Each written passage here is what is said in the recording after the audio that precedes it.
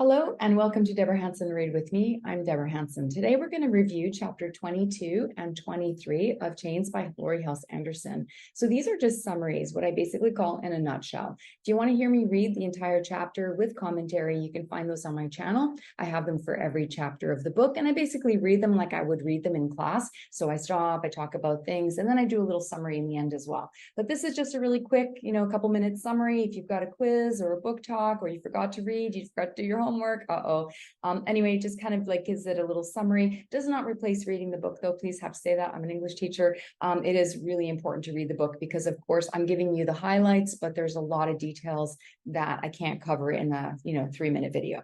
Okay, so here we go. Let's start with chapter 22. Okay, so to say that Isabel is terrified at this point would kind of be an understatement. She's tied to a wagon. She's dragged down the street. They've beaten her. They've knocked her teeth out. They've given her a black eye. The poor girl is a mess. Of course, she loses consciousness from all of that, and she wakes up in a dungeon. Can you imagine how she's feeling? Remember, Isabel is just a young girl, right? And here she is. She's surrounded by other prisoners in conditions that are absolutely horrible. The smell, the disgust, the dirt, the darkness, the dinginess. Oh my goodness, I can't even imagine. She stays there for 2 days. Then she's brought to trial for what she did to Madame Lockton. So in this trial, you can just imagine whose side the law is going to be on, right? Slaves have no rights. She's young. She has zilch. So we know that the law is going to be on Madame Lockton's side in this one. So of course, Madame Lockton, she wants her to be severely punished and left with a constant reminder of her disobedience. So the judge decides that she's going to be branded with the letter I for insolence. Insolence basically means rude or disrespectful behavior. But if you think of it, there's a parallel to this. I is also for Isabel.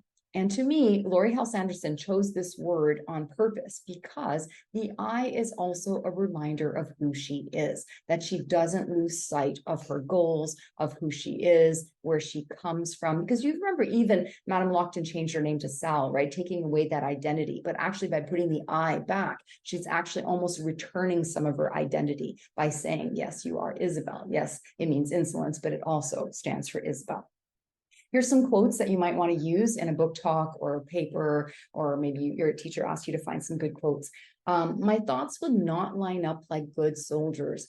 Page 141. These pages here are from my book, so you may have a different book. This is the soft cover book, but you know what? They're going to be close to this page, as well as they're in chapter 22, so that will help you find it. This is a perfect example of personification. So if a teacher is asking you for some literary devices that are being used, we know that Laurie Halse Anderson is a master of using metaphors, similes, personification, all of those things. This is an exact example of personification. So they're comparing the thoughts to good soldiers, which is what we do when we use personification. So Madame was pretending to cry into her lace handkerchief. And I am but a poor woman alone, my husband having fled for reasons I cannot comprehend. I plead with your honor to assist me in the correct punishment of this girl. Cue the drama police here, because oh my goodness, can she put on the drama? But of course, she's playing up the whole scene of this poor woman because she really wants Isabel to be punished severely. So by making herself look like the poor victim, of course, she's hoping the court will be more lenient with her.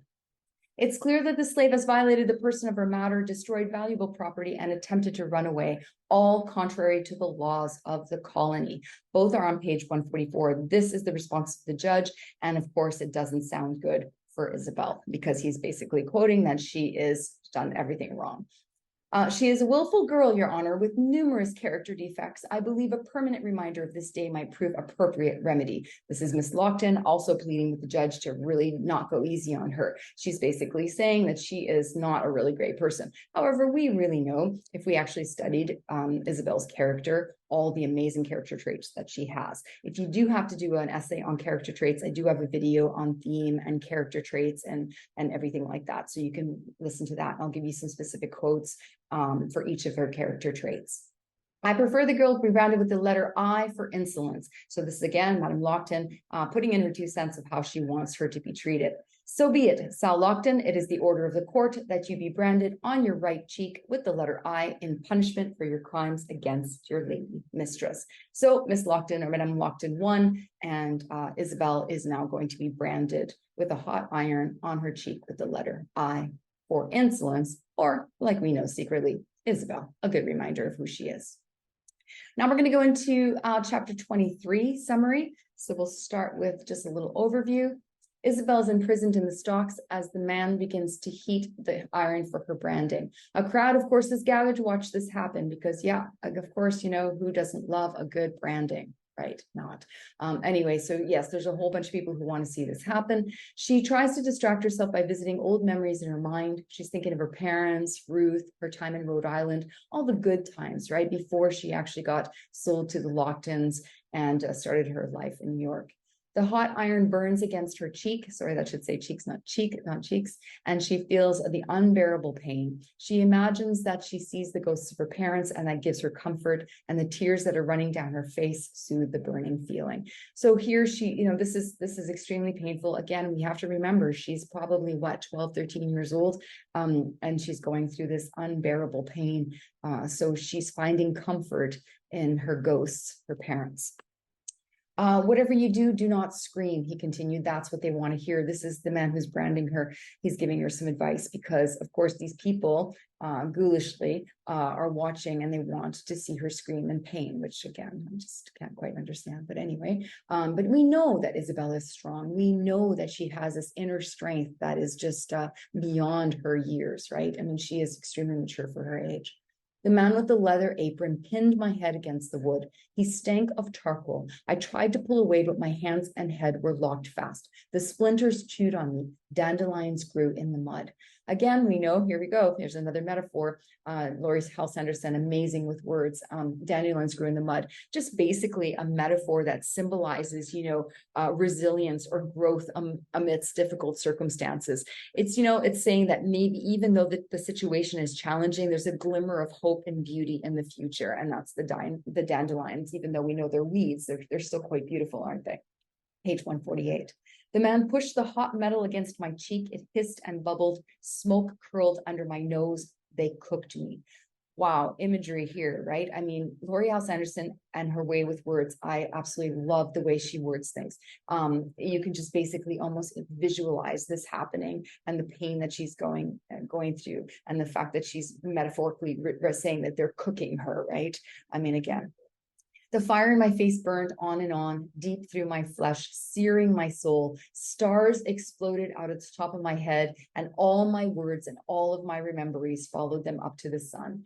Again, just, you know, lots of metaphors in here, you know, talking about the stars exploding. That's the pain, the searing of her soul, all her words and memories just leaving her because, you know, it's almost like an out-of-body experience. The pain is so great. Again, such amazing descriptive words here from Laurie Halse Anderson, page 148. My mama and papa appeared from the shadows. They flew to me and wrapped their arms around me and cooled my face with their ghost tears. Night crept into my soul. Again, she's talking about, you know, finding comfort in her parents who are her ghosts, feeling like they're wrapping themselves around her and trying to protect her from this pain. The night crept into my soul, I would think, is kind of a metaphor for the fact that she probably passed out from the pain. She lost consciousness. That's the end of chapter 23. We'll keep going with the reviews. Thank you for listening. I hope that is helpful. If you have any questions about this chapter or any other chapter or anything like that, please leave them in the comments. I do answer everyone.